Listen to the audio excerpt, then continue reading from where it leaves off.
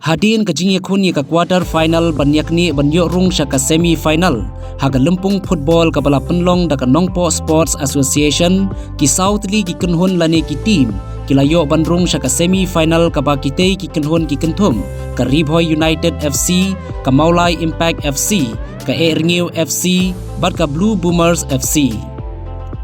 Kitarik banyakhun ka semi final banyakni banyo rung sya ka final kilong haka khatpra tarik November 2024 on yakhun hapadang ka Erngiu FC persya ka Blue Boomers FC baraka khat khandai tarik November 2024 on yakhun hapadang ka Ribhoy United FC persya ka Maulai Impact FC.